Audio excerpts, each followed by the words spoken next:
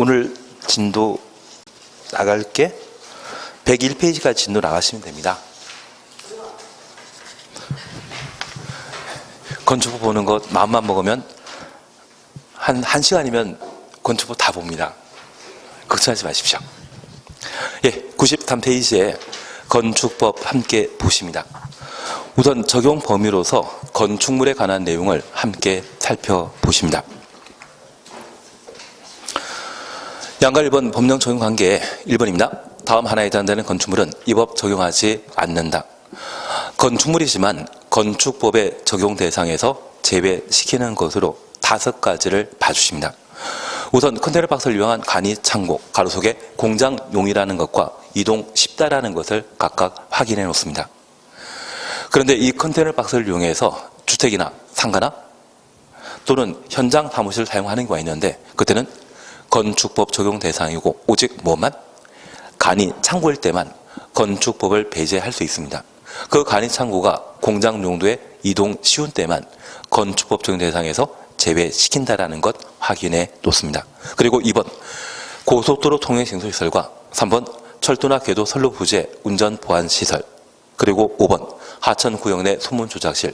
얘는 대지에 만들어진 겁니까? 대지 아닌 곳에 만들어져 있습니까? 대지 아닌 곳에 만들어져 있기 때문에 건축법을 적용하지 않습니다. 그리고 4번입니다. 이번에 목포에 부동산 투자하신 분 계시지 않습니까? 그분 때문에 이걸 보는 겁니다. 지정문화재와 가정문화재는 건축법 적용한다 안 한다? 안 한다. 그것만 확인해 놓습니다. 만약 시험에 가정문화재는 건축법 적용한다. 그런 취지라고 하면 틀립니다. 그리고 2번입니다. 다음 각호 하나에 해당되는 공작물 축조하려는 자는 시군 구청장에게 신고하여야 한다. 우리 이옹담 사광 8고 5태 기억나셔야 됩니다. 그래서 1번에 2m 넘는 옹벽 담장, 4m 넘는 광고판 광고탑, 5m 넘는 태양에너지 이용하는 발전설비, 6m는 종류 많고 버립니다. 5번에 8m 넘는 고가수조, 그리고 6번에 높이 8m 이하의 기계식 주차장. 그래서 기계식 주차장과 관련되어서는 8m 이하란 말을 사용한다는 점 확인해 놓습니다. 얘 빼고 나머지는 다 뭐다? 초과란 말을 사용하는 것을 확인해 주셔야 됩니다. 한 장 넘기십니다. 94페이지의 구성 등은 별표 3개 놓습니다. 우리 건축법은 7문제가 출제되게 되는데 건축법의 적용 대상에서 보통 3문제 이상을 시험에 출제하게 됩니다. 여기 적용 범위와 관련되어서는 건축법은 건축물과 건축물 관련 행위를 적용 대상으로 정해 놓게 됩니다. 특별히 건축물과 관련되어서는 토지에 정착한 공작물 중에 지붕이 있는 것을 건축물이라 표현하게 됩니다. 만약 지붕 없으면 건축물이다 아니다? 아닙니다. 그것은 공작물에 해당하게 되고 이러한 공작물 중에 우리 건축법에서 가장 중요하게 여기는 것은 안전입니다. 그런데 같은 건축물을 국토계획법에서도 다룰 수 있는데 국토계획법에서는 기환경을 중요한 지표로 삼고 있습니다. 그래서 건물을 만들게 되었을 때 기반설이 충분한지 그것을 중요하게 여기고 있는 것이 국토계획법의 제정 취지이고 건축법에서는 무엇이다? 안전입니다. 그러면 이런 건축물은 아니지만 저 공작물 중에 안전에 큰 영향을 끼칠 수 있는 것들이 있습니다. 만약 담장이 3m, 4m라고 하면 그 담을 부실 공사하게 되었을 때 담 아래 지나가는 사람이 다칠 수 있지 않겠습니까? 그래서 안전과 직접 연관되는 공작물로서 특별히 일정한 요건에 해당되게 되면 시군 구청장에게 신고하고 공작물을 축조하도록 되어 있습니다. 그래서 우리 산토끼라고 하는 동요 듣다 보면 그 산토끼가 찾아가던 옹달샘이 있습니다. 우리 담자로 끝나는 것에 백로담이라는 게 있거든요. 토끼가 찾아가던 옹달샘을 뭐란다? 이옹담. 그리고 우리가 나중에 추석 명절 되게 되면 고수업 한 판을 치게 될 겁니다. 오광 나는 것도 좋지만 사광 나도 좋지 않습니까? 그리고 그 고수업을 4명이 사게 되면 꼭 1명이 광을 팔더라고요. 팔고입니다. 그래서 4m 초과는 광고타 광고판, 8m 초과는 고가 수조, 축조신고 대상 공작물이라는 것 확인하시고, 저 8m와 관련되어 8m 이하의 기계식 주차장이라면 축조신고 대상이라는 것 확인하십니다. 그리고 최근 우리 주변에 태양광 발전 설비가 그렇게 많이 만들어지고 있습니다. 그래서 5m 초과는 태양광 발전 설비. 그러면 이 태양광 발전 설비 만들 때 5m 이하라면 신고할 필요 없죠. 그래서 주변에 태양광 발전 설비 보면 죄다 5m 이하더라고요. 그래서 신고 대상 공작물 범위에 관한 사항을 저렇게 정리해 주셔야 됩니다. 그리고 두 번째입니다. 이러한 건축물과 관련되어 다양한 분쟁이 발생하게 되면 건축법을 적용해서 분쟁을 해결하게 되는데 5가지 건축물의 경우는 건축법령을 적용하지 않고 있습니다.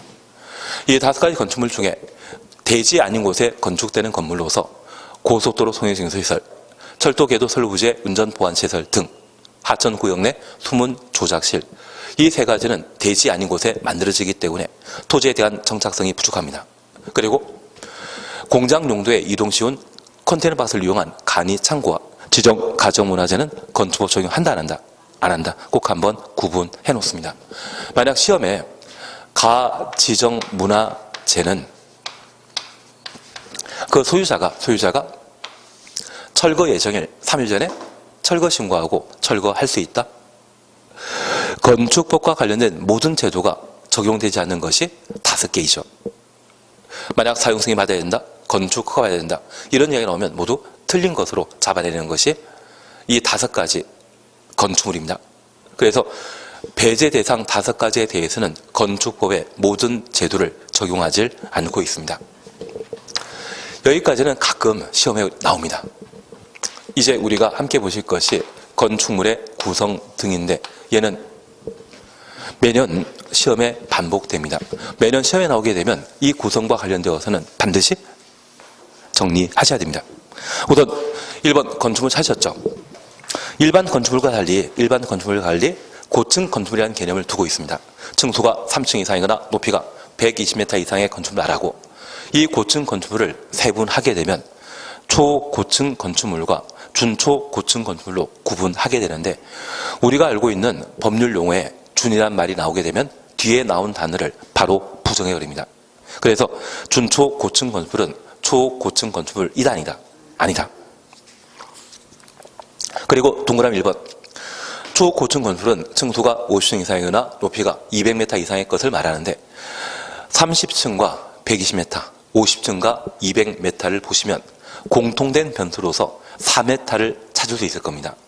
우리가 지금까지 공부하시면서 층의 구분이 없는 건축물은 높이 4m를 한 개 층으로 한다. 그래서 일반 건물의 층고는 4m입니다. 30 곱하기 4면 120, 50 곱하기 4면 200 나온다는 것 각각 확인하십니다. 만약 올해 시험에 내게 되면 이걸 시험에 내게 될 겁니다. 왜냐하면 작년에 다중용어천물을 시험에 냈거든요. 그래서 올해 얘가 시험에 나오게 되면 이런 형태가 되게 됩니다. 20층이고 높이가 150m인 건축물은 고층 건축물이다. 맞습니다. 층수는 부족하지만 높이 요건을 충족했기 때문에 이러한 것들은 고층 건축물에 해당된다는 것을 파악해 놓습니다. 그것만 주의하시면 됩니다. 그리고 2번, 다중이용 건축물은 작년에 시험에 나왔기 때문에 올해 안 나옵니다. 다만 우리 2번 보시게 되면 16층 이상의 건축물, 건축 용도와 관계없이 16층 이상이면 불특정 다수의 많은 사람들이 사용하는 다중이용 건축물이라는 것 확인하시고, 1번입니다. 바다 면적 합계가 5,000제곱미터 이상의 건축물, 5,000 동그라미 놓습니다. 갑은 동물원 식물원을 제외한 문화집회시설, 종교시설, 판매시설, 운수시설 중에 여객용 시설, 밥은 의료시설 중에 종합병원, 밥은 숙박시설 중에 관광 숙박시설, 6가지는 바다 면적합 5,000제곱미터 이상일 때 다중이용 건축물입니다. 그러면 우리 잠깐 이해하실 것이 있습니다. 현재 건축물을 구분함에 있어서 일반 건축물과 비교되는 것으로 고층 건축물 제도를 두고 있습니다. 최근 고층 건축물에 화재 발생하면 큰 인명피해 발생할 수 있거든요. 그래서 화재와 관련된 안전을 강화시킬 목적으로 고층 건축물에 관한 개념을 채택하게 된 겁니다. 다만 이 고층 건축물과 고층 건축물의 세분에 해당되는 초고층 건축물의 구분 요건이 무엇인지 그걸 잡아주시는 게 필요합니다. 얘는 올해 나올 겁니다. 그리고 두 번째 이해하실 것이 작년에 시험에 나왔던 다중이용 건축물인데 얘는 아마 32회 정도에 다시 한번 나오게 될 겁니다. 32회 때까지 나는 공부한다? 올해 그냥 끝내버리는 게 마음 편하지 않겠습니까? 아마 올해 시험이 아주 쉽게 나올 겁니다. 전국에 공부하는 사람들이 별로 없으시거든요. 사람 많을 때는 어렵게 내는데 사람 좀 적다 싶으면 바로 쉽게 내오던데요. 그냥 꾸준히만 하시면 됩니다. 그러면 이 다중이용 건축물과 관련되어 첫 번째 기억하실 것은 층수가 16층 이상의 건축물의 경우는 죄다 다중이용 건축물이라는 것 기억하시고, 특별히 바다 면적합 5,000제곱미터 이상의 6가지 용도의 경우는 다중이용 건축물로 분류하게 됩니다. 그러면 이 다중이용 건축물은 우리 주변에 천재지변에 해당되는 지진 발생할 수 있지 않습니까? 그런 지진이 발생하게 되었을 때 불특정 다수의 많은 사람들이 이 건물을 이용하다 보면 신속하게 건물 밖으로 탈출할 필요가 있고, 그 방제와 관련된 매뉴얼을 강구할 필요가 있는 것이 다중이용 건축물이 되게 됩니다. 사실 얘가 작년에 시험에 나왔을 때 함께 약속하셨던 게 있습니다. 이게 시험에 나와가지고 내가 합격하면 바로 탤런트 안문숙 팬클럽에 가입하기로 하셨는데 많은 분들이 가입하셨다더라고요. 그래서 우리 안문숙이라는 분 기억하시면서 종종 우는 판문숙도 함께 기억합니다. 어떤 이유인지 모르지만 자주 운동합니다. 그 사람은 판문숙입니다. 그래서 종합병원, 종교시설, 운수시설. 여기 운수시설이라면 고속버스터미널이나 또는 인천국제공항을 말할 겁니다. 판매시설, 백화점입니다. 그리고 문화집회시설. 다만 이 문화집회시설 범위에는 동물원과 식물원은 포함한다, 제외시킵니다. 그리고 관광 숙박시설, 무궁화 5개, 4개짜리를 말하는 겁니다. 그런데 우리 하나 약속하실 것이 있습니다. 우리 건축법에 가장 신경 쓰는 건 뭐다? 안전. 그런데 이 동물원, 식물원은 24시간 상주하고 있는 것은 사람입니까? 동물, 식물입니까? 동물, 식물입니다. 그래서 건축법이 정하고 있는 다양한 안전에 관한 기준을 이 동물원과 식물원에는 적용하지 않습니다. 그리고 하나 추가해 줄 게 있습니다. 만약 오지순다에 동물원, 식물원을 못 봤는데 학교라는 게 눈에 보이시면 아무 생각 없이 얘를 찍으십니다. 요즘 학교는 더울 때 시원하고 추울 때 따뜻하다고 하더라고요. 20년, 30년의 학교라고 하면 추울 때는 춥고 더울 때는 더 덥고. 잘 지은 것입니까? 대충 지은 것입니까? 대충 지은 것입니다. 그래서 건축법과 관련된 다양한 안전 기준을 이 학교에는 적용하지 않습니다. 그래서 뭐 어떤 이상한 시험 문제가 나왔을 때 지문 속에 동물원, 식물원, 학교 나왔다면 아무 생각 말고 이 세 가지 중에 하나를 찍자. 그러면 정답입니다. 고민하지 마십시오. 그래서 종종 오는 판문 속으로 바다 면적합 5,000제곱미터 이상일 때 죄다 뭐다? 이거 외운다, 안 외운다. 앞으로 언제 시험에 나오겠습니까? 작년에 시험에 나왔으면 앞으로 언제? 32회 때 나옵니다. 그래서 작년에 제가 건축법 7문제 중에 동형 모의고사하고 지금 하나씩 나눠드리는 거 있지 않습니까? 그게 7문제 다 나왔거든요. 심지어 몇 문제는 정답도 똑같이 나왔습니다.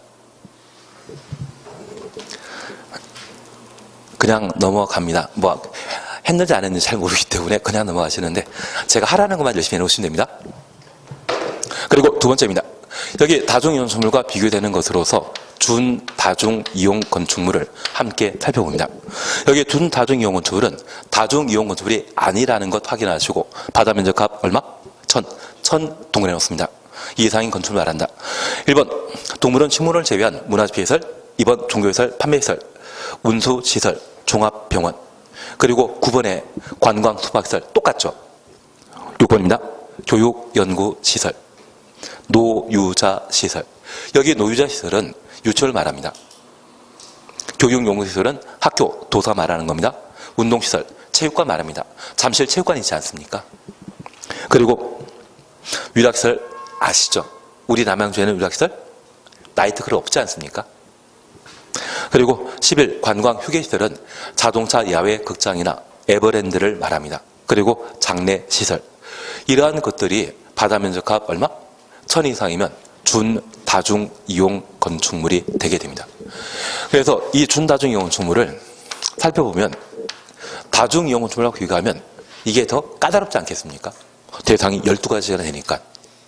그래서 우리가 잠깐 구분해 주실 것은 이 준다중 이용 건축물은 다중 이용 건축물에 해당되는 6가지 용도가 5천 미만, 1000 이상이면 준다중 이용 건축물이라는 것 확인하시고, 여기 종종 오는 팜송이란 말, 종종 오는 판문속이란 말 기억하셨다고 하면 이제 나머지 6가지만 정리하면 됩니다. 그런데 우리 이분이 왜 우는지 한번 물어보면 답하시는 게 태양의 후예를 봤다 하시더라고요. 그 태양의 후예에 등장했던 송송코풀과 관련되어 주인공은 대의지 않습니까? 그 대의를 위관장교라 표현합니다. 만약 무궁화 달고 있다고 하면 그때는 영관장교이고, 대의라고 하면 위관장교입니다. 그분이 워낙 노가다를 많이 하다 보니 많은 사람들이 감동했다고 하는데 그 노가다는 운동과 같다 생각해 주십시오. 그래서 유락시설, 관광 휴게시설, 장례시설, 교육 연구시설, 운동시설, 그리고 운동시설, 노유자시설, 운동이 아니라 위관장교?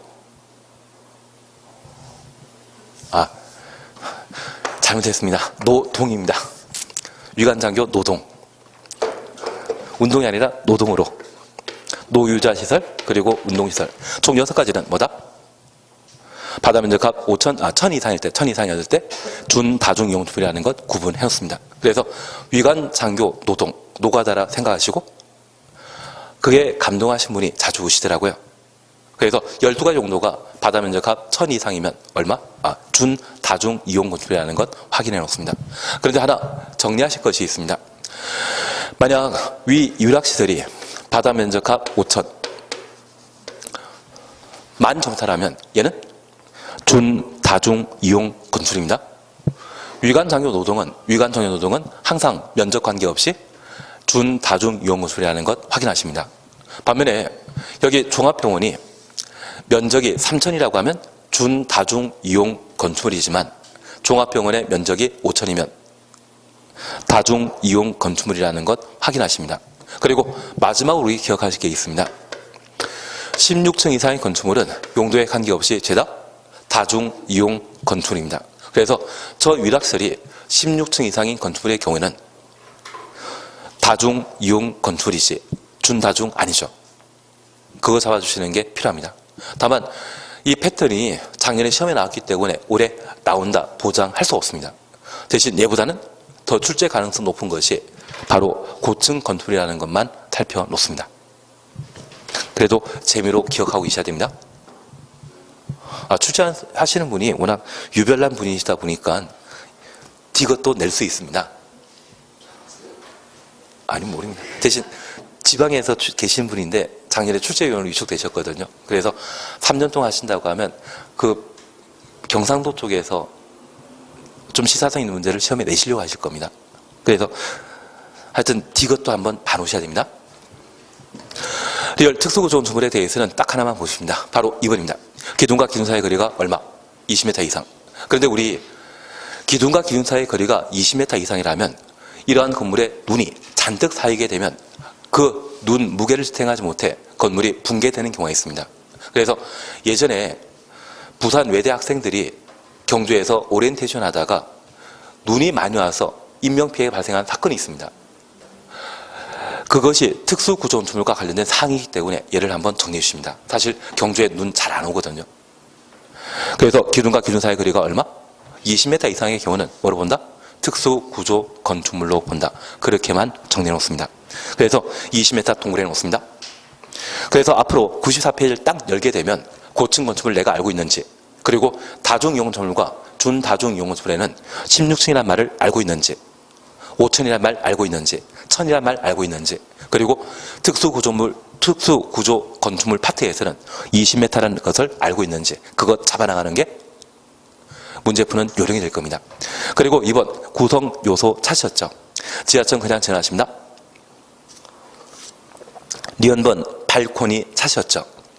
발코니란 건축물의 내부와 외부를 연결하는 완충 공간으로 전망 휴식 등의 목적으로 건축물 외벽 동그라미 놓습니다. 접하여 부가적으로 설치하는 공간을 말하고, 특히 주택에 설치되는 발코니는 주택에 설치되는 발코니 가로 해놓습니다. 국토교통부 장관이 정하는 기준에 적합한 때 거실, 침실, 창고 용도로 사용할 수 있다. 그래서 두 번째 우리 보실 것이 건축물의 구성 등과 관련되어 건축물을 구성하고 있는 구성 요소에 관한 내용을 함께 살펴놓습니다. 그래서 첫 번째 우리 이해하실 것은 도를 따라 여러 필지의 대지가 존재한다면 건폐율 차이에 따라 건물 건축하고 남는 땅이 있습니다. 이런 땅을 전망 휴식 공간을 사용하게 되면 얘를 테라스라 표현합니다. 그리고 건물 건축함에 있어서 용적률 차이에 따라 아래층의 건축 면적과 위층 건축 면적이 서로 달라질 수 있는데 우리 학원 길 건너편의 아파트도 마찬가지입니다. 이러한 곳을 전망 휴식 공간을 사용하게 되면 얘를 베란다라 표현하고, 발코니는 아파트 외벽에 돌출된 구조 설치하고 유리창 차시해서 주택 내부 공간처럼 사용하고 있는데, 이 발코니는 일부러 만들어 놓은 것이거든요. 그걸 건축물 외벽에 부가적으로 설치했다, 이렇게 표현하게 됩니다. 그런데 아파트의 발코니는 거실로 확장할 수 있지 않습니까? 그래서 주택에 설치한 발코니에 대해서는 국토교통부 장관이 정하는 기준에 적합한 때 거실, 침실, 창고로 용도 변경할 수 있다. 그래서 발코니를 다른 용도로 사용할 수 있는 건축물은 오직 뭐만? 주택만. 우리 학원에도 발코니 있습니다. 학원의 발코니는 창고 용도로 사용할 수 없고 주택만 허용한다는 것을 확인해 놓습니다. 그래서 얘는 발코니이고 얘는 베란다이고 얘는 테라스라 각각 구분한다는 것 확인만 해 놓습니다. 대신 우리 집에 가면 쟤를 발코니라 표현하지 않고 베란다 하지 않습니까? 그래서 아버지를 아버지로 부르지 못하는 홍길동과 똑같은 심정으로 집에 가시면 발코니 하시면 안 됩니다. 오랜만에 공부하러 나갔다 사람 달라졌다고 이상한 이야기 들으십니다. 예, 그래서 그렇게만 한번 구분해 주시는 게 여기입니다. 그리고 디귿, 리얼 묶어놓습니다. 주요 구조부와 부속 구조물을 함께 보시는데, 현재 주요 구조부란 내력벽. 여기 내력벽은 아파트 양쪽 끝에 창문 없는 벽면이 있습니다. 걔가 내력벽이고, 가끔 세대에 못을 받고자 하는데 못이 튕기는 곳 있지 않습니까? 그런 벽면을 내력벽이라 표현하게 됩니다. 기둥 수직 구조입니다. 바닥, 지금 우리가 밟고 있는 바닥을 말합니다. 대들보라고 하는 개념 들어본 적 있으시죠? 이 대들보는 바로 수평 구조물에 해당하게 됩니다. 그리고 지붕틀과 주계단, 이러한 것들을 주요 구조로 하는데, 한 줄 밑에 최하층 바닥은 포함한다, 제외시킨다. 여기 최하층 바닥은 바로 밑이 땅이기 때문에 바닥이 붕괴될 염려가 없지만, 지금 우리가 밟고 있는 5층 바닥을 부실 공사하면 붕괴될 수 있거든요. 그래서 그냥 바닥은 주요 구조부이지만 최하층 바닥은 주요 구조부가 못 된다, 그렇게만 구분해 놓습니다. 그리고 리얼, 부속 구조물이라는 말을 우리가 볼 수 있습니다. 두 줄 밑에 환기시설물이라는 말 추놓습니다. 그리고 한 줄 밑에 환기시설물 등의 대통령령이 정하는 구조물이란 환기구를 말한다. 환기구 동그라미 놓습니다. 그러면 아파트 같은 경우에 건물 옥상에 바람 불면 뺑뺑 돌아가는 환기 설비가 설치된 걸 볼 수 있습니다. 얘는 시설 설비입니다. 그런데 이 환기 설비를 설치하기 위한 구조물이 있는데 걔를 환기구라 하고, 다른 말로 환기 시설물이라 표현합니다. 그 환기 시설물은 설비이다, 구조이다. 구조에 해당됩니다. 그래서 우리 시험에 낼 수 있는 출제 형태가 좀 늘어났습니다. 종전에는 주요 구조부와 주요 구조부 아닌 것을 구분하라고 시험에 냈었는데, 최근에 부속 구조물에 관한 내용이 추가되었습니다. 환기 시설물이라는 말 보게 되면 얘는 부속 구조물에 해당된다는 것 확인해 놓습니다. 나는 내력벽 이해된다? 내력벽 이해되십니까? 그래서 이 건축법과 관련된 용어는 보통 남자분들은 쉽게 접하다 보니까 좀 아는 게 많은데 여자분들은 좀 생소하시거든요. 만약 생소하시다고 하면 한번 체크해 놓으시고 그걸 인터넷에 한번 검색해 보시고 그래도 잘 안 되겠다고 하면 저한테 물어봐 주십시오. 그렇게 자주 보시는 게 용어가 정리된 상태에서 출제되는 7문제를 다 맞출 수 있는 방법이 되지 않나 싶습니다. 진짜 지금까지 공부한 게 마음에 정 안 든다고 하면 건축법, 주택법만 열심히 해도 40원 나옵니다. 만약 건축법이 마음에 안 든다면 주택법만 해놓고 주택법만 한번 했고 운에 맡기시면 과락은 넘을 수 있습니다. 공법은 많이 공부하는 거는 사실 자기 만족을 위해서는 공부하면 참 좋은데 점수하고는 좀 연결이 안 됩니다. 그냥 범위 좁혀놓는 게 제일 좋지 않나 싶습니다. 그중에 우리 꼭 하나 봐주실 것이 주요 구조 부와 부속 구조물 구분해 주셔야 됩니다. 그리고 3번 건축 면적, 연면적 등을 함께 봐주십니다. 작년 같은 경우는 바닥 면적과 관련된 특례 규정을 시험에 냈습니다. 아마 올해 시험에 나오게 되면 건축 면적에 대한 특례를 내게 될 겁니다. 다만 이 건축 면적에 관한 특례는 제가 나중에 딱 2가지 문제를 만들어 드릴 겁니다. 그 2문제만 보고 무조건 외우는 걸로. 평상시에는 건축 면적에 대한 특례는 안 합니다. 특례와 관련되어서는 바닥 면적 특례만 정리하고 말 겁니다. 우선 건축 면적 찾으셨죠? 1번입니다. 건축 면적이란 건물의 외벽 동그라미 놓습니다. 외곽 기둥 중심선으로 둘러싸인 수평 투영 면적을 말한다. 그리고 2번 건폐율 공식 생각나셔야 됩니다. 건폐율이란 대지 면적에 대한 건축 면적의 비율을 말한다. 그러면 분모에는 대지 면적 들어가야 되고 분자에는 건축 면적 들어가야 되죠. 그러면 이런 건폐율과 건축 면적은 평면의 개념이다. 입체적인 개념이다. 평면이라는 것만 구분해 놓습니다. 한 장 넘기십니다. 연면적입니다. 1번 찾았습니다. 연면적은 하나의 건축물의 각층 동그라미 놓습니다. 바닥 면적 합계로 한다. 2번 예외는 천천히 가시고 바로 바닥 면적 보십니다. 동그라미 1번입니다. 바닥 면적이란 건물의 각층 추천놓습니다. 또는 그 일부로서 벽, 기둥, 구획 중심선으로 둘러싸인 수평 투영 면적을 한다. 벽 줄만 쳐놓습니다. 그러면 우리가 잠깐 이해하실 것이 있습니다. 도로를 따라 형성된 대지를 도로 다닌 분이 옆에서 이 건물을 쳐다보게 되면 이 건물의 층수 크기를 인식할 수 있을 겁니다. 이때는 평면적인 개념을 인식한다. 입체적인 개념을 인식한다. 입체적입니다. 그리고 이 건물을 바라보는 시각으로 비행기를 타고 다니거나 또는 기구를 타고 다니면서 하늘에서 조망하는 경우가 있을 겁니다. 하늘에 조망하게 된다면 그때는 평면적 성격을 인지하게 됩니다. 그래서 우리 학교 다닐 때 도화지 위에 물건 하나 올려놓고 그 물건의 외곽 윤곽선을 그려보신 적이 있다면 그때 그림은 평면적 성격이지 않습니까? 그래서 이 건물을 하늘에서 내려다 봤을 때 보통 건물은 1층부터 고대지층까지 쭉 일직선 올라가는데 간혹 이런 형태의 건물도 만들어지게 됩니다. 그러면 이 건물 한 동 전체를 기준으로 가장 끝에 있는 외벽은 2층의 이 부분과 3층의 이 부분일 겁니다. 그 외벽 투시하게 되면 일정한 외벽 두께가 나오게 되는데 그 외벽 가운데 선으로 둘러싸인 수평 투영 면적이 있다면 이것이 건축 면적이 되게 됩니다. 그래서 건축 면적과 관련되어서는 외곽 기둥의 중심선이라는 말이 설명되었을 때 건축 면적에 대한 정확한 표현이 된다고 파악해 주십니다. 반면에 연면적은 입체적인 개념이라 보셨습니다. 그래서 도로를 지나다닌 자가 이 건물을 옆에서 보게 되면 3층짜리 건물이라는 것을 인지하게 될 겁니다. 그러면 이 3층의 건물의 각 층의 바닥 면적이 있습니다. 그 3개 층의 바닥 면적 전부를 더한 것을 뭐라 한다? 연면적이라 표현합니다.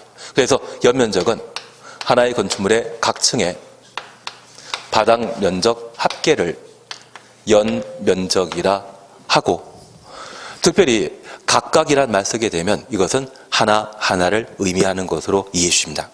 만약 시험에 바닥 면적 합계는 연 면적이다. 이 말 나오면 틀립니다.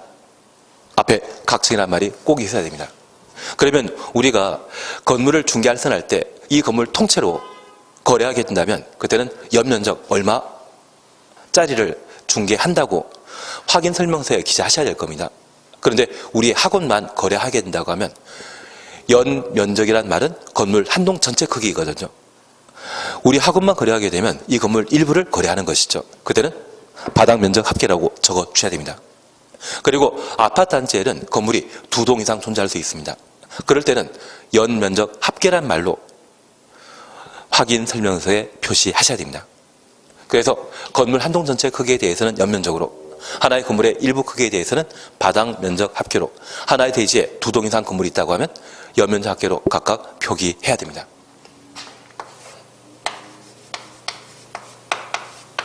그러면 이러한 연면적과 관련된 개념 보셨다고 하면 그에 따른 특례, 용적률에 관한 사항은 좀 이따 보시고, 이 연면적을 구성하는 기본 구성 단위가 바닥 면적이라는 것 확인하셨는데, 이 바닥 면적은 평면적 개념이다, 입체적 개념이다.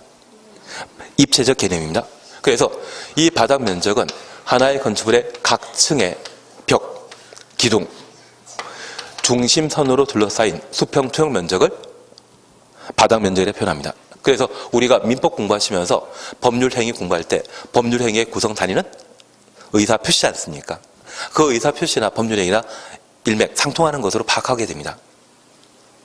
우리 관념의 통지라는 말 들어본 적? 그거는 의사표시 단위다. 아니고 법률행위 단위다. 아니고. 그래서 우리가 이해하실 것은 그와 마찬가지로 이 연면적도 입체적인 성을 가지기 때문에 연면적을 구성하는 단위는 건축 면적이 아니라 무엇? 바닥 면적이고, 이 바닥 면적도 입체성을 띠게 됩니다. 그래서 이 바닥 면적 설명에도 앞에 각 층의 벽, 기둥의 구획 중심선으로 둘러싸인 수평 투영 면적을 바닥 면적이라 표현하는데, 우리가 하나 이해하실 것이 있습니다. 지나다니는 사람이 이 건물을 보게 되었을 때 1층에 가장 끝에 있는 벽이나 기둥이 있지 않겠습니까? 가장 끝에 있는 벽, 기둥, 가운데 선으로 둘러싸인 수평 투영 면적이 있다면 얘가 1층 바닥 면적이고, 2층을 구성하는 가장 끝에 있는 벽이 이 부분이라면 이 벽에 둘러싸인 수평 투영 면적이 있다면 얘가 2층 바닥 면적입니다. 만약 건물이 3개층으로 구성되게 되면 3개층마다 각각의 바닥 면적 전부 더한 것을 뭐라 한다? 연면적이라 하고, 이 바닥 면적은 건물 한 층마다 바닥 면적 계산하는 것이죠. 그 건물 한 층에 가장 끝에 있는 벽, 기둥, 중심선으로 둘러싸인 수평 투영 면적을 뭐라 한다? 바닥 면적이라 표현하게 됩니다. 이해되시겠습니까? 예, 그래서 연면적이건 바닥 면적은 각각 입체적인 성격을 가지기 때문에 앞에는 뭐 들어야 된다? 각층. 각층이라는 말이 각각 존재했을 때 이에 대한 정확한 설명으로 파악해 놓습니다. 대신 각층이라는 말 대신 외벽이란 말만 나와 있다면 그것은 건축 면적에 관한 설명이 되는 겁니다. 그것만 주의해 주십니다. 그리고 작년에 시험에 나왔기 때문에 딱히 볼 필요 없지만 얘가 건축 면적의 특례로 설명되면 바로 틀린 것으로 잡아내셔야 됩니다. 바로 동그라미 2번 배제 사셨죠. 우선 기억입니다. 필로티라는 부분이 있습니다. 우리 포항 지진 발생했을 때 빌라 1층이 벽 없이 기둥으로 조성되어 있고 주차장 사용하고 있는 부분이 지진에 쉽게 손상 입은 것을 본 적이 있을 겁니다. 벽 없이 기둥으로 구성되어 있는 부분을 뭐라 한다? 필로티라고 표현합니다. 이러한 필로티가 공중의 통행이나 차량의 통행, 주차에 전용되는 경우와 공동택의 경우는 바닥 면적에 산입하지 않는다. 그래서 공동택에 설치한 필로티는 바닥 면적에 포함한다, 제외시킨다. 제외시킵니다. 다산 신도시에 만들어지는 아파트 대부분이 아마 1층이 필로티 형태일 겁니다. 그리고 저 필로티가 공동택 아닌 건물에 설치되었을 때 이것이 주차장으로 통행로로 사용하게 되면 바닥 면적에 포함한다, 제외시킨다. 제외시킵니다. 그러면 이 필로티는 바닥 면적과 관련된 특별 규정의 적용 대상이지 건축 면적과는 전혀 관계없습니다. 그리고 리어머니입니다. 승강기탑 한 줄 밑에 다락 사셨죠. 다락 동그라미 없습니다. 층고가 1.5m 이하이거나 경사진 지붕 형태의 다락 층고가 1.8m 이하의 경우는 바닥 면적에 산입하지 않습니다. 우리 호평동의 아파트 일부도 꼭대기층이 경사진 지붕으로 복층 구조로 이용되는 경우가 있거든요. 그 다락이 경사진 지붕 형태로 1.8m 이하라면 바다 면적에 포함한다, 제외시킨다. 제외시켜야 됩니다. 아마 그런 아파트 보신 적 있다면 여기에 해당되는 것으로 이해해 주셔야 됩니다. 그리고 이것입니다. 공동태로 지상층에 설치한 공동택 동그라미, 지상층 동그라미, 기계실, 전기실, 어린이놀이터, 조경시설, 생활 폐기물 보관한 면적 5가지 가로 해놓습니다. 바다 면적에 포함되지 않습니다. 이러한 5가지는 공동택과 관련된 생활의 필수 시설이기 때문에 바다 면적에서 제외시키고 있습니다. 그래서 이 3가지는 건축 면적에 대한 특별 규정이 아니라 어디? 바다 면적의 특별 규정으로 파악해 주셔야 됩니다. 그리고 이제 다시 연 면적 보십니다. 첫 번째 줄 찾으셨죠? 그리고 2번 예외 찾았습니다. 용적률 산정할 때는 다음에 해당되는 면적은 연면적에서 제외한다. 용적률 산정 가로 해놓습니다. 이 특별 조건이 붙었을 때는 연면적에 포함한다, 제외시킨다. 제외시킵니다. 기업 지하층의 면적과 지상층의 주차장 사용하는 면적, 그리고 디귿 초고층 건축물과 준초고층 건축물의 피난 안전 구역. 우리 시험에 지금까지 기업 지하층과 디귿 피난 안전 구역만 시험에 나왔습니다. 그러면 우리 잠깐 이해하실 것이 있습니다. 연면적은 원칙적으로 각 층의 바다 면적 합계를 연면적이라 하는데, 예외적으로 용적률 계산할 때 연면적에서 제외시키는 4가지가 있습니다. 그런데 우리가 하나 이해하실 것이 있습니다. 여기 도로 걸어다니는 일반인은 이 건물의 지하층의 존재 사실을 안다, 모른다? 모릅니다. 우리 학원 방문하기 전에는 이 학원의 지하층이 몇 층이 있는지 모르셨을 겁니다. 법은 특정인 기준으로 만들어지는 것이다, 일반인 기준으로 만들어지는 것이다. 일반인 기준으로 만들어지게 됩니다. 그래서 저 용적률 산정 시에 건물을 구성하는 부분의 지하층은 용적률 산정 시에 연면적에서 제외시키고, 지상층에 주차장을 마련하게 되면 이 주차장도 용적률 산정 시에 연면적에서 제외시킵니다. 바다 건너 일본 같은 경우는 차 한 대 뽑기 위해서는 주차장을 소유하고 있거나 주차장을 사용권을 가지고 있어야 됩니다. 그래서 만약 일본 수도인 동경 한가운데 주차장 확보하고자 한다면 땅 2평 정도 필요하거든요. 1평 반 필요하거든요. 땅값만 한 평에 10억 넘지 않겠습니까? 그래서 가까운 일본 같은 경우는 인구가 충분하기 때문에 이 주차장 설치 기준을 유지하고 있지만, 우리나라는 자동차 산업이 활성화되기 위해서는 얘가 필수 요건으로, 차를 구입할 때 필수 요건으로 정해지게 되면 좀 곤란하기 때문에 이 주차장과 관련되어서는 특혜 규정들을 많이 두고 있습니다. 그래서 건물 지상층에 주차장으로 사용하고 있는 부속 용도의 공간이 있다면 얘는 용적률 산정할 때 연면적에서 제외시킨다라는 것 파악해 놓습니다. 그리고 3번째, 초고층 건축물과 준초고층 건축물의 피난 안전 구역의 경우에는 용적률 산정 시에 연면적에서 제외시킵니다. 그러면 초고층 건축물의 중간층에 화재 발생하면 상층에 거주하는 사람들은 건물 밖으로 탈출하기 곤란하지 않습니까? 그래서 화재 발생 시에 잠시 대피하라고 만들어둔 공간이 피난 안전 구역이 되게 됩니다. 이 피난 안전 구역에 사람들이 피해 있으면 소방관이 구출을 할 수 있는 공간을 말하는데, 이런 피난 안전 구역은 일반에게 분양하겠습니까? 분양 안 하겠습니까? 분양 안 합니다. 그래서 얘는 화재와 관련된 안전 용도에 해당되기 때문에 용적률 산정 시에 연면적에서 제외시킵니다. 우리 시험에 지금까지 이 2가지만 나왔습니다. 앞으로 우리는 이 2가지만 열심히 알고 계시면 될 겁니다. 그러면 잠깐 이해하실 것이 있습니다. 만약 건물을 건축할 때 건물이 지상 4계층과 지하 1층입니다. 각 층의 바다 면적이 40제곱미터라고 하면, 40제곱미터라면 이 건물의 연면적은 얼마이다? 지하 1층, 지상 4층이면 연면적은 200제곱미터입니다. 그런데 용적률 산정 시에 연면적 구하라고 하면 지하층은 포함한다, 빠진다? 빠지기 때문에 160이 될 겁니다. 특별히 지상 1층을 부속 용도의 주차장을 사용한다. 이 말 나오게 되면 용적률 산정 시에 연면적을 제외시키고, 만약 필로티 구조라면 필로티 구조인데 주차장 사용하고 있다고 하면 그때는 아예 바닥 면적에서 제외시키기 때문에 연면적 자체가 160이 돼야 될 겁니다. 올해 아마 시험이 좀 까다롭게 나오게 되면 그림 문제가 나오게 됩니다. 나중에 기출문제 패턴 중에 그 그림 문제와 관련되어서는 몇 문제 꼭 풀어보셔야만 올해 시험을 한번 해결하지 않을까 싶습니다. 작년에 바닥 면적에 관한 내용을 시험에 냈다면 올해 시험 패턴은 딱 두 가지입니다.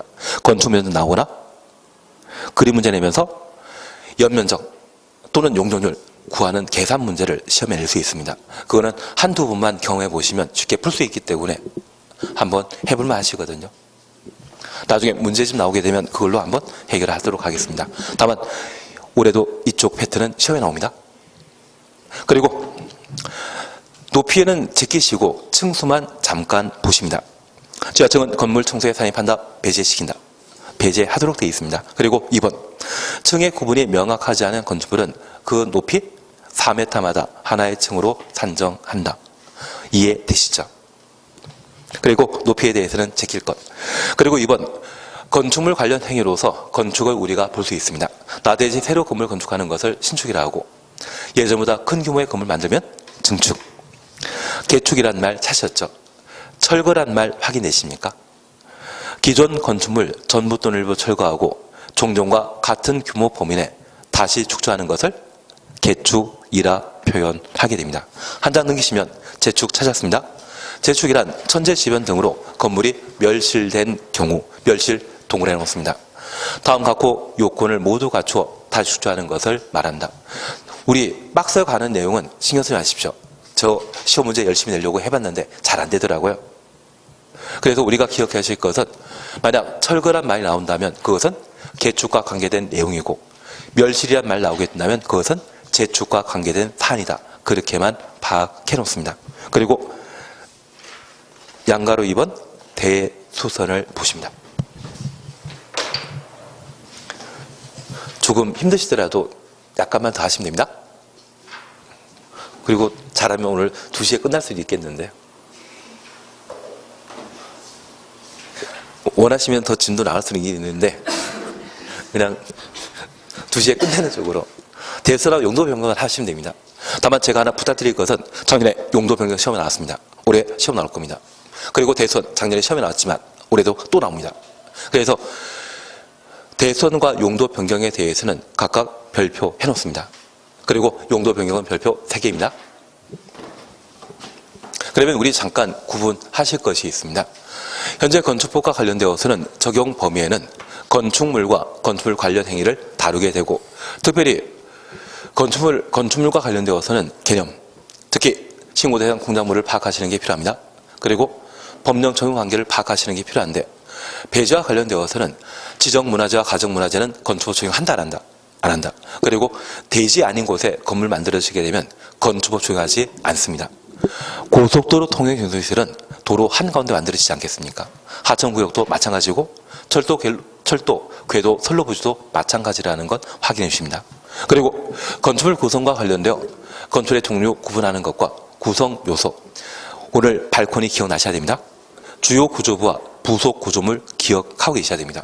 그리고 세 번째가 건물을 크다, 작다로 표현하게 되었을 때 건축 면적과 연면적, 높이, 층수, 이러한 것들 기준으로 판단한다는 것 기억하시는데, 특별히 건축 면적은 외벽 중심선이란 말 하나 기억하는 겁니다. 그리고 연면적은 하나의 건물의 각 층의 바닥 면적 합계를 말하고, 바닥 면적은 하나의 건물의 각 층의 벽 또는 기둥에 구획 중심선으로 둘러싸인 수평층 면적을 바닥 면적이라 한다. 그리고 용전 산정과 관련된 특별 규정을 한번 잡아 놓으시면 올해 출제될 문제를 분명 해결하실 수 있을 겁니다.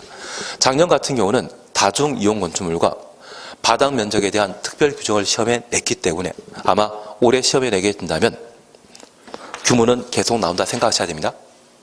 고층 건축물 쪽을 한번 정리하시는 게 필요하실 겁니다. 이제 건축물 관련 행위를 함께 보십니다. 제가 지금까지 함께 공부하다 보면 건축과 관련되어서는 이 시간에 한번 보는 것과 문제 딱 하나 풀면 실제 시험에 나왔을 때 틀리는 분이 안 계십니다. 그래서 이 건축과 관련되어서는 건축물의 규모가 종전과 동일성을 유지하게 되면 개축, 재축이고 종전보다 크게 건물이 만들어지게 되면 신축 또는 증축인데 나대지 현상을 보이게 되면 신축, 기존 건물 존재한다면 증축 행위에 해당된다는 것 정도면 충분합니다. 그리고 작년에 시험에 나왔지만 올해 또 나올 것이 대수선입니다. 예, 무조건 정리해 주셔야 됩니다. 아마 10분 정도 걸릴 겁니다. 반 페이지밖에 안 되는데 10분이나 하고 제가 제정신이 아닙니다. 우선 잠깐 살펴보시면 이 말이 있습니다. 건축물의 기둥, 보 등의 구조 또는 외부 형태를 수선, 변경, 증설하는 것으로서 대통령령이 정하는 것으로 증축, 개축, 재축에 해당되지 아니하는 것을 말한다. 그러면 우리가 잠깐 이해하실 것이 있습니다. 여기 대수는 뭔가 고치는 것을 말하는데 너무 심하게 고치게 되면 건축 행위가 될 수 있습니다. 다만 고치는 개념이기 때문에 신축이라는 개념을 사용할 수 없고 뭐만? 증축, 개축, 재축만. 그리고 두 번째입니다. 고치게 되었을 때 중요한 부분을 고치게 되면 그때는 대수선인데 경미한 부분을 고치게 되면 소수선이 되게 됩니다. 만약 대수선에 해당되는 때는 건축법에 따라 허가받거나 신고하도록 되어 있지만 경미한 행위인 소수선에 해당되면 아예 허가 신고 필요 없습니다. 그래서 건축에 해당되지 않고 소수선에 해당되지 않는 그 대수선 범위를 우리가 구분하셔야 됩니다. 우리 건축법을 이해하는 데 있어서는 저 건축 대수선, 특히 대수는 아주 중요하기 때문에 꼭 안고 가셔야 됩니다. 우선 첫 번째 우리 봐줄 것이 있습니다. 여기 대수선과 관련되어 시험 보실 때까지 대수선 종류는 벽, 삼, 계단, 미관, 경관이란 말로 우리가 기억하셔야 됩니다. 벽과 관련되어서는 총 4개, 숫자 3, 3개, 계단, 미관 각각 하나씩 총 9가지가 대수선에 해당된다는 거 기억하시고 벽3 계단 아름답다, 벽3 계단 미관 이렇게 정리해 주셔야 됩니다. 우선 첫 번째 벽과 관련된 내용을 함께 보십니다. 우선 1번 찾았습니다. 내력벽을 증설 또는 해체하거나 벽면적 3제곱미터 이상 수선 변경하는 것을 대수선이라 합니다. 그러면 여기 내력벽은 아파트 양쪽에 창문 없는 벽면을 내력벽이라 하고 이 내력벽은 기둥과 같은 역할을 합니다. 기둥은 건물 하중을 지탱하는 기능 가지고 있거든요. 이러한 내력벽을 조금이라도 증설, 해체는 철거하는 것을 말합니다. 그리고 벽 면적 30제곱미터 이상 수선, 변경하게 되면 건축물 안전에 큰 영향이 끼친다 해서 허가받고 대수선하도록 되어 있습니다. 그런데 같은 내력벽이라 할지라도 만약 20제곱미터만 내력벽을 수선하게 되면 건축법이 정하는 요건에 못 미치기 때문에 이러한 수선행위는 허가 없이 그냥 할 수 있습니다. 취지 이해하셔야 됩니다.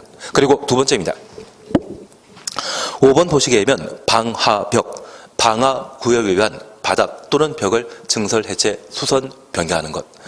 여기 방화벽은 화재와 관련된 안전에 관한 구조물입니다.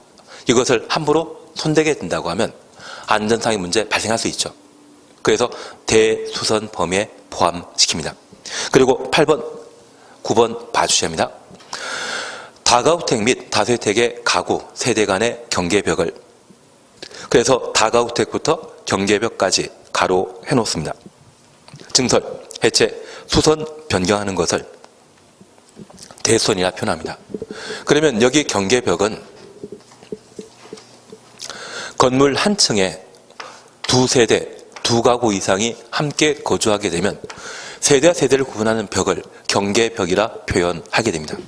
그런데 이러한 경계벽이 다가구 주택과 다세대 주택에 설치되어 있는 경계벽을 증설, 해체, 수선, 변경하고자 한다면 대수선에 해당되는 것으로 미리 허가받도록 되어 있습니다. 그런데 우리가 이 다가구 다주택이 주택의 한 형태라는 것을 알고 있고 이 다가구 다주택의 경계벽을 증설해체 수선 변경하는 것은 대수선인데 아파트나 연립주택은 해당 사항 없습니다.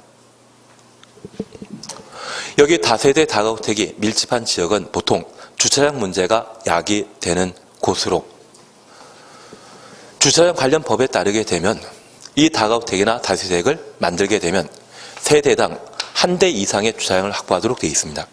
그런데 이 다세대택을 하나 통째로 임대해서 받는 임대료와 이 다세대택을 쪼개어서 임대하게 되었을 때 더 많이 벌 수 있거든요.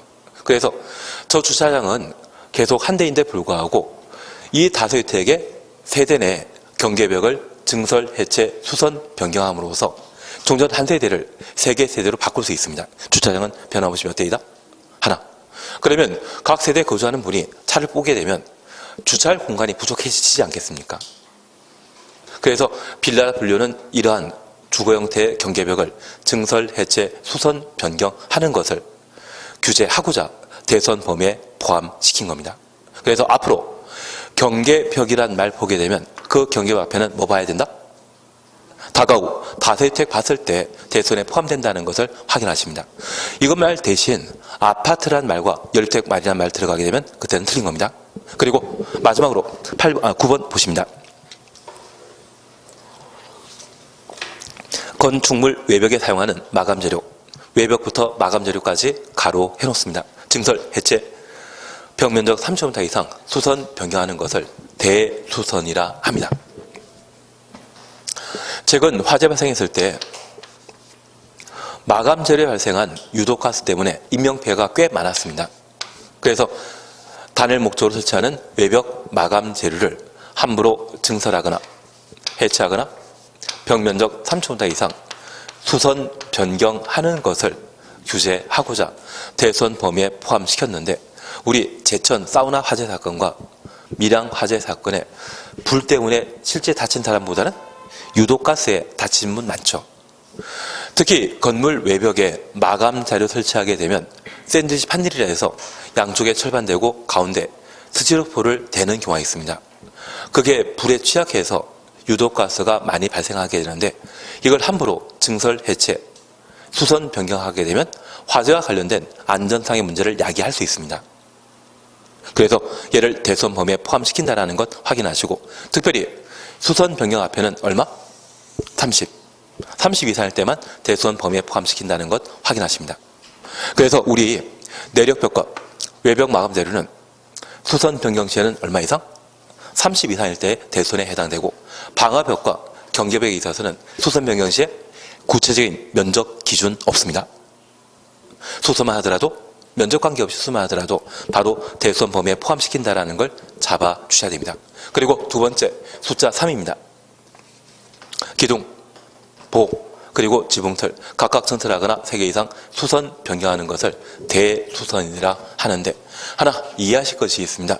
이번에 기둥을 신설하면서 꼭 최꼭대기층의 기둥이 다 4m짜리인데 기둥 2개를 신설하면서 기둥 2개를 새로 만들면서 그 높이를 8m짜리로 하게 되면 건물 수준표가 달라지지 않습니까? 이거 지나치게 고친 것이죠.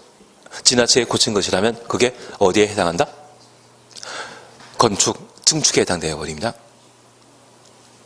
종조가 동일한 크기를 유지했다고 하면 그때는 그냥 대손으로 분류할 수 있지만 기둥 높이가 달라지면서 건물 전체 크기가 달라지게 된다면 그때는 증축에 해당하게 됩니다. 그래서 이 대손은 고치는 행위인데 지나치게 고치면 뭐가 되어버린다? 건축. 그래서 증축, 개축, 재축에 해당된다는 것을 파악해 주십니다.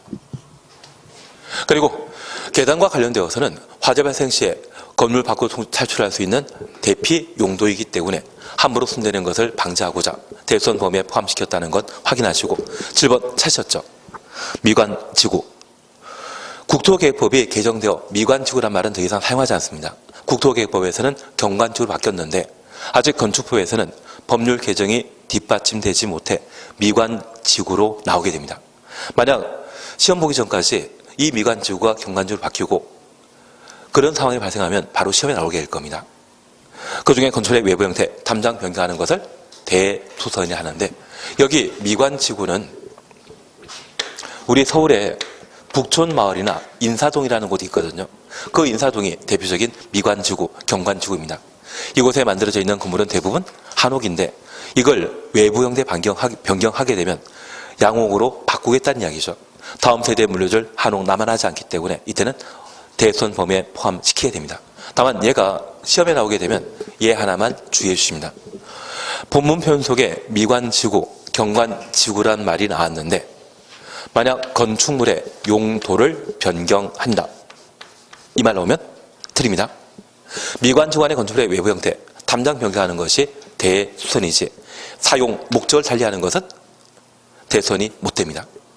그래서 우리 대수선과 관련되어 항상 기억하실 게 1번, 9번 수선 변경 앞에 항상 30이란 말 봐줘야 됩니다.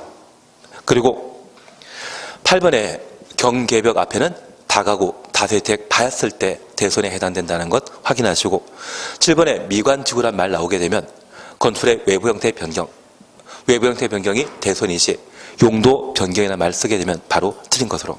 그리고 옆에 페이지에 3번 리모델링 찾았습니다. 여기 리모델링은 건축물의 노화를 억제하거나 그 기능을 향상시키기 위한 대수선, 건축물을 증축하거나 개축하는 것을 말합니다. 그런데 같은 리모델링인데 주택법에서도 리모델링을 다루게 됩니다. 주택법에서는 대수선형과 증축형만 리모델링 개념으로 삼고 개축에 관한 개념이 없습니다. 이 개축은 작년에 건축법 개정하면서 개축에 관한 개념이 추가되었습니다. 그래서 건축법에서만 리모델링 개념이 대수선, 증축, 개축입니다. 만약 재축까지 들어가게 되면 바로 틀린 것으로. 그래서 건축법상 리모델링은 대수선 추천하시고 증축 동그라미, 개축 동그라미 놓습니다. 이러한 것들을 뭐라 한다? 리모델링이라 표현합니다. 반면 주택법상의 리모델링에는 개축에 관한 개념은 있다 없다? 없다. 그렇게만 구분해 놓습니다. 그리고 4. 용도 변경입니다. 얘만 하면 대충 끝나십니다. 별표 3개 해주셔야 됩니다. 여기 용도 변경은 작년에 시험에 나오기 전까지 4년 연속 시험에 안 나왔었는데 한 번 내면 연속 3번 시험에 냅니다. 그래서 이 용도 변경은 반드시 구분하셔야 됩니다. 우선 1번 잠깐 살펴보십니다. 사용 승인 받은 건축물의 용도를 변경하고자 하는 자는 사용 승인 받은 가로 해놓습니다. 시군구청장이 허가받거나 신고하여야 한다. 그래서 허가, 신고 대상 각각 구분하시고 디귿 건축물 대장 기재상 변경 신청 대상으로 같은 시설군이라는 말 확인해주시고 리얼 생략 대상으로 1번에 같은 용도에 속하는 건축물 상환의 용도 변경까지 확인하십니다. 그러면 우리 건축법에서는 그 법 적용 대상으로 공사 중인 건물에 대한 법률 적용 관계와 사용 중인 건축물에 대한 법률을 적용하게 됩니다. 그래서 우리 주변에 내가 살집을 만들고자 한다면 나는 건축주로서 허가권자에게 건축 허가 받아야 됩니다. 그리고 건축 허가 받은 자가 착공 지원과 공사 개시하고 그 공사가 모두 완료되게 되면 사용 승인 받아 완공한 건물을 사용할 수 있는데 저 사용 승인은 허가 받은 대로 공사 이루어졌는지 확인하는 절차이죠. 사용 승인은 누가 한다? 건축 허가 내줬던 허가권자가 사용 승인 하도록 되어 있습니다. 그래서 건축 허가 받은 때부터 사용 승인 받는 때까지를 공사 중이라고 하고 그때 관할 관청은 누구이다? 허가권자. 건축법상 허가권자는 원칙 시군구청장 예외 특광입니다. 그래서 특광 시군구청장이 건축법상의 허가권자인데 이들이 허가부터 사용 승인까지 관할 관청입니다. 그런데 우리 민법 공부하시면서 또는 등기법 공부하시면서 나대지에 새로 신축한 건물에 대한 재산권을 행사하고자 한다면 뭐 받아야 된다? 소유권 보전 등기한 때 재산권 행사할 수 있지 않습니까? 그러면 그 소유권 보전 등기하기 위해서는 들고 가야 될 서류가 있습니다. 건축물 대장입니다. 여기 건축물 대장은 누가 작성한다? 시군구청장이 작성하고 시군구에 보관되어 있습니다. 그래서 사용 승인 받은 모든 건축물에는 건축물 대장이 작성되고 이 건축물 대장은 해당 건축물이 멸실될 때까지 대장이 유지되게 됩니다. 그러면 저 사용 승인 받은 데부터 멸실될 때까지 관할 관청은 시군구청장입니다. 그래서 허가 받은 데부터 사용 승인 받은 데까지 관할 관청은 허가권자이지만 사용 승인 받은 데부터 멸실될 때까지 누구? 시군구청장입니다. 허가권자를 말 쓰게 되면 특별시장, 광시장이 추가됩니다. 특광 시군구청장이 허가권자이고 유지관리, 사용 승인 받은 데부터 멸실될 때까지 관할 관청은 누구이다? 시군구청장입니다. 그러면 이 건축대장 작성 이후 최초 용도가 독서실이었는데, 작년에 시험 나온 거 이야기 드리겠습니다. 병원이었는데 이 병원을 서점으로 용도를 변경하게 되면 저 용도 변경 사안에 대해서는 건축물 대장에 반영해야 된다? 안 해도 상관없다. 반영해야 됩니다. 왜냐하면 이런 용도가 변경되었을 때 특별히 다중이용요소로 바뀌게 된다고 하면 건축법령에 따른 관리가 필요하거든요. 그래서 어떤 용도로 변경되는지 누가 사용하는지 파악해야만 그에 대한 안전과 관련된 다양한 대책을 마련할 수 있는 겁니다. 그래서 우리 잠깐 이해하실 것은 이렇게 용도 변경하게 되면 사용 승인 이후에 용도 변경하는 겁니다. 누구에게 알려야 된다? 시군구청장입니까? 허가권자입니까? 시군구청장. 대장 작성하는 시군구청장에게 용도 변경 사실을 알릴 필요가 있습니다. 특별히 상위 설군 용도 변경하면 허가, 하위 설군 용도 변경은 신고. 그래서 이 용도 변경은 서로 다른 시설군 상환의 용도 변경은 허가, 신고 사항으로 처리할 수 있는데 같은 시설군의 용도 변경은 허가, 신고 대상 아니거든요. 그런데 이 같은 시설군에 서로 다른 용도로 용도 변경하는 것이 있고 같은 시설군 속에 같은 용도로 용도 변경하는 경우가 있습니다. 같은 시설군인데 불구하고 용도가 서로 다르게 용도 변경했다면 그때는 건축물 대장 기재사항 변경 신청 대상이며 같은 시설군 안에 같은 용도로 변경했다면 기재사항 변경 신청마저 생략하게 됩니다. 신고도 필요 없습니다. 그걸 우리가 잡아주셔야 됩니다. 그래서 우리 첫 번째 이해하실 것은 용도 변경과 관련된 관할 관청은 대장을 작성하고 비치 보관하고 있는 시군구청장이 관할 관청이라는 것 기억하시고 허가받고 용도 변경하는 것, 신고하고 용도 변경하는 것 바로 동그라미 2번 시설군을 파악해 놓습니다. 앞으로 우리 시설군에 관한 문제가 시험에 나오면 용도 변경에 관한 문제 나오면 자산, 전문, 영교, 근주기 이것 적기로 하셨죠. 그래서 9번에 그 밖의 시설군 앞에 그 밖에란 말 대신 기타 시설군으로 바꿔놓는 것도 방법이십니다. 그래서 현재 시설군은 자산, 전문, 영교, 근주기라는 말 기억해 주십니다. 우리가 지금까지 함께 공부하시면서 자산, 전문, 영교, 근주기 가끔 TV 광고 보다 보면 개인의 자산을 불려주겠다고 금융기관에서 광고하는 경우가 있습니다. 그래서 우리는 돈 벌 수 있다면 열심히 투자하시죠. 동해안 보물선이라 해서 돈 부수고 발견했다고 해서 한번 돈 땡기신 분이 있는데 그거 한번 하고 나서 단속 한번 되셨거든요. 이번에는 경상북도 쪽에 폐광에서 금광을 하나 발견했다고 해서 또 투자를 하시더라고요. 투자 권유를 하시더라고요. 그게 넘어가신 분이 한 1200분이 계시다고 합니다. 그렇게 뻔한 것인데 불구하고 속아난 걸로 서 있는 것은 다른 거 없습니다. 자산 전문 영업팀이 있고 영업팀에서 열심히 홍보를 하는 것 같더라고요. 그러면 저 영업팀에 교육 담당하고 있는 자는 자산 전문 영교, 성은 근시이고 이름은 근주기입니다. 그래서 우리 9가지 시설군으로서 각 금융기관에서는 개인의 돈 불려주겠다고 홍보 광고합니다. 그리고 영업 담당하는 전문팀이 있고 그 영업팀원에게 교육시키게 되는 성은 근시이고 이름은 주기란 분이 계십니다. 그래서 가끔 우리 작년에도 그러시더라고요. 어떤 분이 휴대폰 보이면서 부동산 펀딩 투자라고 돼 있는데 100만 원 투자하면 6개월 만에 150만 원 주는 걸로 돼 있더라고요. 그것 진짜 돈 주겠습니까? 사기겠습니까? 진짜 돈 받으면 그거 사기 아닙니다. 대신 그런 일을 내가 하는 게 더 낫습니다. 남 잘 되라고 투자하시지 말고 그분이 나한테 50만 원 진짜 줄 정도라면 50% 이익 부정할 거라면 그분은 몇 배 이익 남으니까 그걸 하신 거거든요. 그 일을 내가 해서 펀딩 받아 투자하는 게 낫지. 하여튼 엉뚱한 이야기 드렸습니다. 그게 자산 전문 연교 근죽이라고 기억해 놓습니다. 그중에 우리 기억할 게 있습니다. 문화 지배 설구는 항상 뭐다?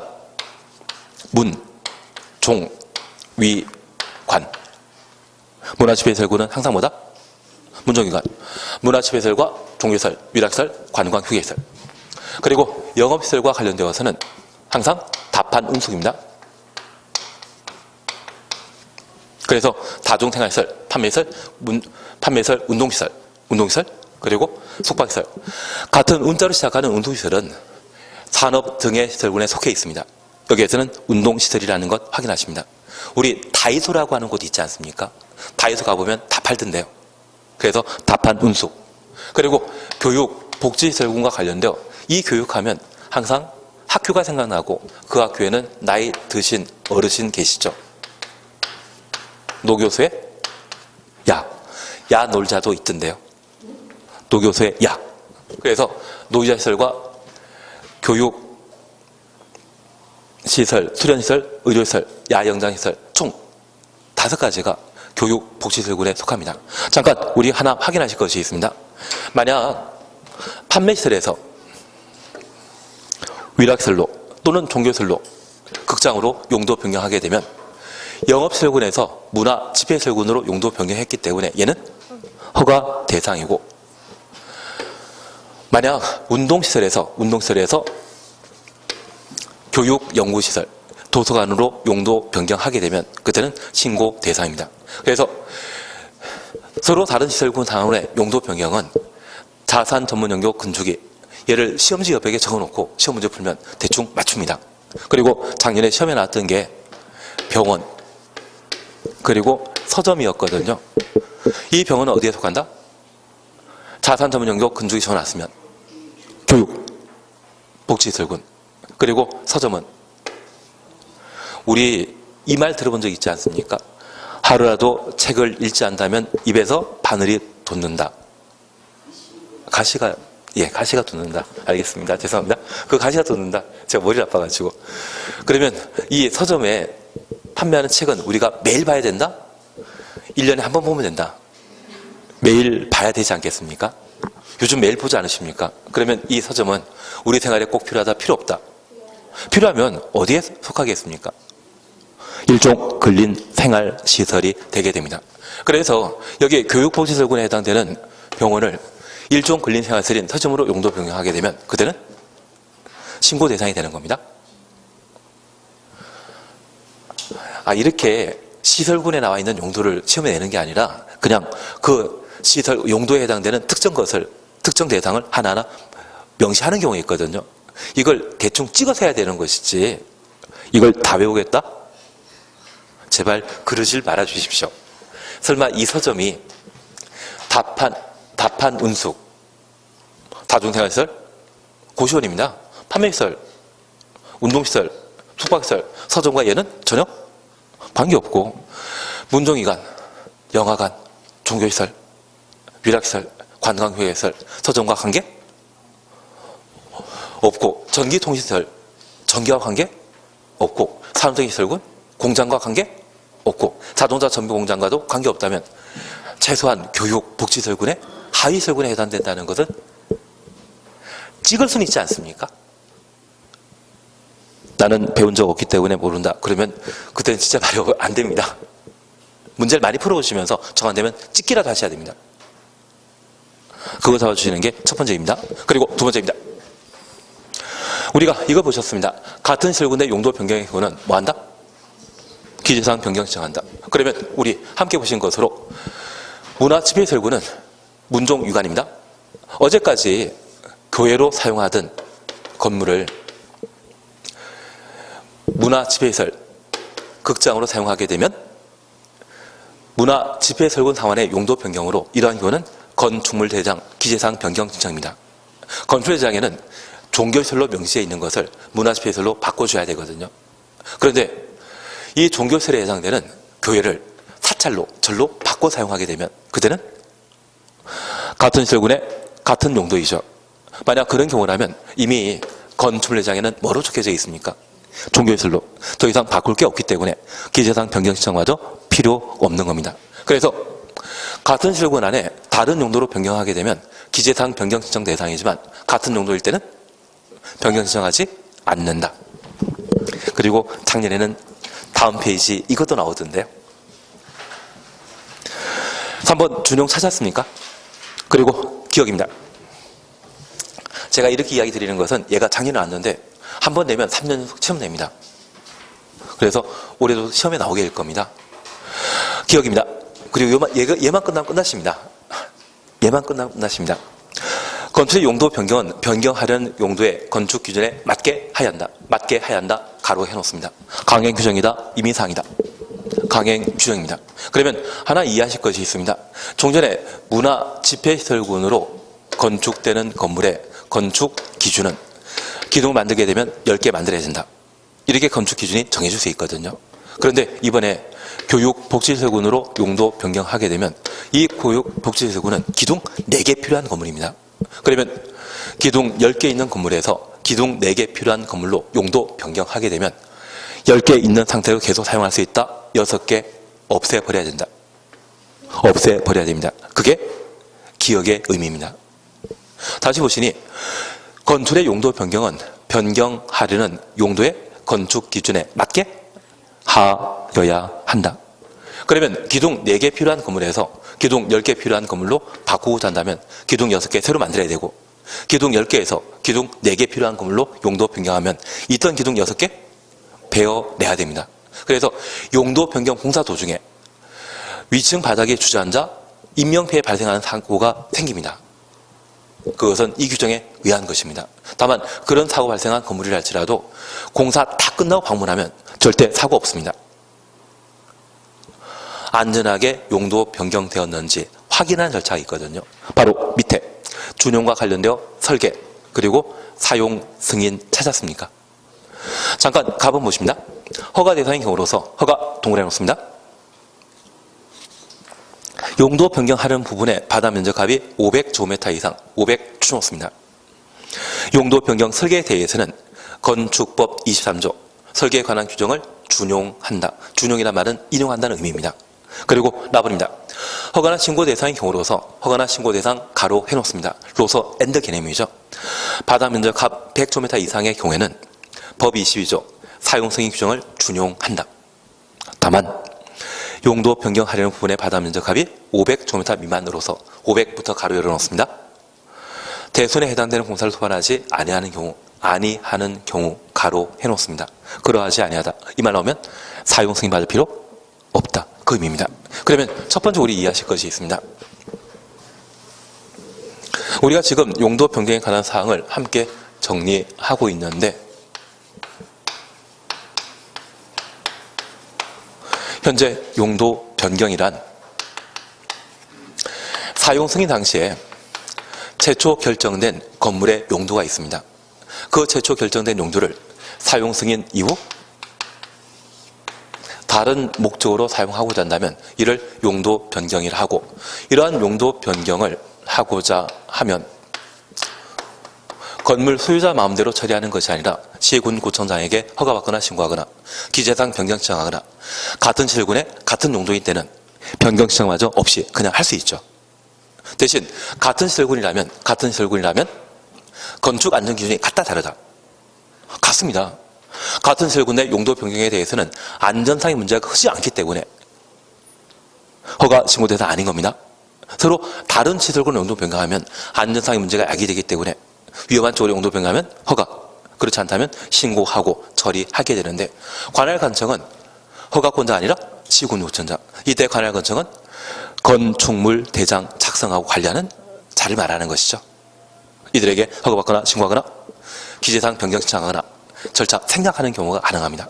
다만 이런 허가 신고 대상의 기준은 바로 29개 용도를 9개 시설군으로 분류했을 때 상하 한계에서 나온다는 것만 기억해 놓습니다. 특별히 이런 방법에 따라 용도 변경하게 되는데 특이한 사안이 하나 있습니다. 저 용도 변경과 관련되어 공사를 투한하는 경우가 있습니다. 만약 같은 시설군이라면 공사한다 안 한다? 안 합니다. 특별히 용도 변경의 허가 대상이라면 하위 시설군에서 상위 시설로 용도 변경하기 때문에 건축 안전 기준을 강화시키는 보강공사가 필요합니다. 그 보강공사가 필요하는데 그 용도 변경하는 규모가 얼마 이상? 500 이상이면 용도 변경하는 자 마음대로 용도 변경하는 것이 아니라 건축사가 작성해주는 설계 도면대로 보강공사 하라는 이야기입니다. 대신 우리 약속하실 게 있습니다. 만약 허가란 말 빠지면 설계 필요 있다 없다? 없습니다. 특히 같은 시설군 또는 신고대상 용도 변경이라면 있던 기둥 없애버리는데 설계도 필요 없지 않겠습니까? 그래서 허가 받는 경우에만 500 이상일 때 설계 필요하다는 건 기억해 놓습니다. 그리고 이러한 공사가 전부 완료되면 안전하게 공사 이루어졌는지 확인코자 사용 승인 받도록 되어 있습니다. 그러면 공사했던 것은 용도 변경 허가 대상과 신고 대상입니다. 신고 대상인 때는 기둥 있던 거 베어내지 않습니까? 그리고 그 바다 면적합이 100제곱미터 이상이면 공사 잘 끝났는지 확인코자 뭐한다? 사용 승인 받도록 되어 있습니다.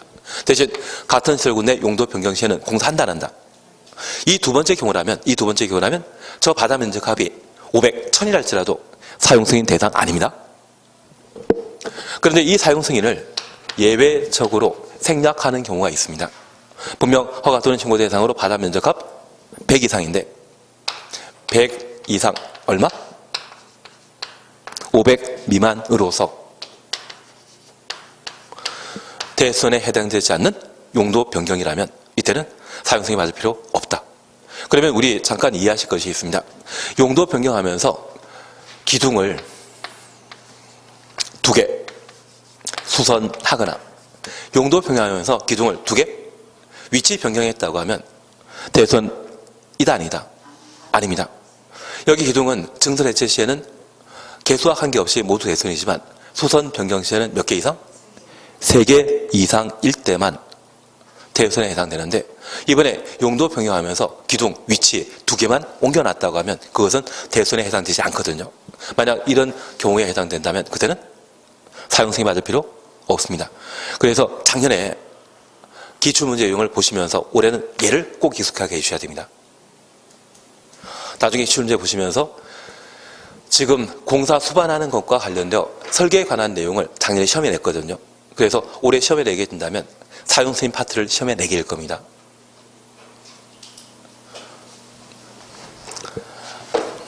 다음 주를 한번 기대하는 걸로 하겠습니다. 그리고 5번 건축분쟁전문위원회 다른 거 필요 없습니다. 바로 옆에 페이지에 조정 재정기간 찾으셨죠? 60일 동그라미, 120일 동그라미, 101페이지 찾지 않았습니까? 조정 며칠? 60일. 재정 며칠? 120일. 그러면 우리가 하나 이해하실 것은 우리 재판하면 3심제 있지 않습니까? 여기 건축분쟁 조정은 2심제입니다. 첫 번째 분쟁 조정하는 것을 조정이라고 하고 조정기간은 며칠? 60일. 두 번째 하는 것은 재정이라고 며칠? 120일. 그것만 동그라미 해놓으시고 오늘 끝내십니다. 수고하셨습니다.